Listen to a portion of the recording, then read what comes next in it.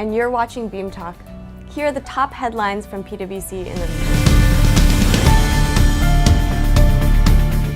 Congratulations to the class of 2018. 56 new partners have been admitted to PwC China, Hong Kong, Singapore, and Taiwan.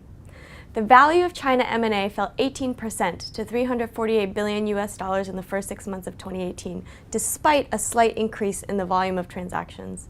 This is according to PwC's M&A Mid-Year Review and Outlook 2018. We expect to see a further moderate decline in M&A in the second half of the year. Almost 50% of startups in Taiwan report profit loss due to a lack of sales channels. This is according to the PwC 2018 Taiwan Startup Ecosystem Survey, published by PwC Taiwan.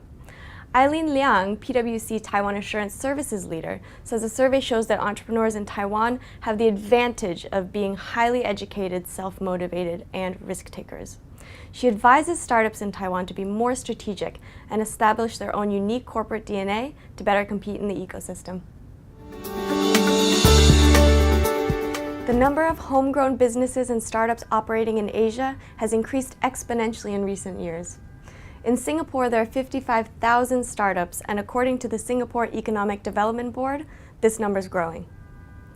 Singapore and Hong Kong consistently rank high for ease of starting a business. Looking at data from the World Bank, it takes an average of 2 to 3 days. Now, what are some of the resources available to help aspiring entrepreneurs gain a foothold in Asia, and particularly Singapore? Here's Patrick Yeo, Venture Hub Leader for PwC Singapore, to share his advice for startups and new businesses. Hi Patrick, welcome to Beam Talk. What are the most critical considerations for entrepreneurs in the startup and kickoff stage after they conceive a business idea?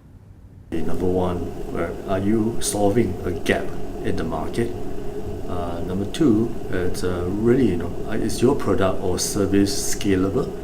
And is there a big enough market for your product or service? I think last but not least would be, where do you find the funding for it to take off? And what are some of the hurdles that entrepreneurs and new companies may face at the startup and kickoff stages of development? Okay, I think there are many hurdles that the startups will face, at the onset. Number one would there be a validation of their product or service? Number two, prioritization of the task that they have to do, right? Because a lot of times they have to do many things on a very small budget. Number three, it's very difficult to find talent who is willing to tough it out with them.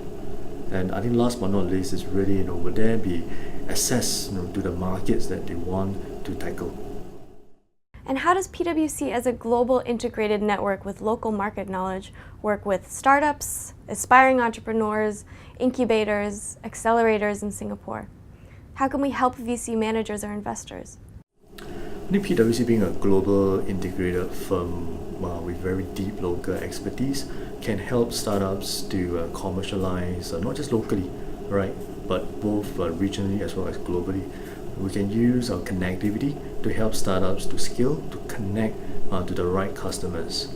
And with regards to the question of the VCs as investors, we can work with the VCs based on the strategy to identify suitable investment opportunities, and we can work with them to do the due diligence on the startups, because the way to do a due diligence on a startup is probably very different from the way it's going to be done on an established company.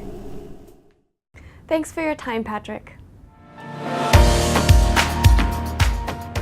Here at PwC, we hope to foster entrepreneurship and innovative thinking from within. Let's hear from our people across the region on their dream business. My dream business is to set up my own makeup studio and teach people how to do special effects makeup and also beauty makeup. Business is to open an animal sanctuary. I love looking after and caring for different types of animals. I also have a dog and cat. Being able to help stray and lost animals, give them a home, is something that would give me great satisfaction. 我梦想的生意呢是一种交易模式，就是甲乙双方在谈项目的时候，双方会约定一个相同数额的资金，用于双方的长期合作与社会发展。比如说，双方约定项目费用的5%，用于企业社会责任、科技研发或者其他附加的相关事件。 My dream business is to open a cafe of my own so that I can showcase my latte art. And that's it for this episode. We'll see you next time on Beam Talk. Thanks for watching.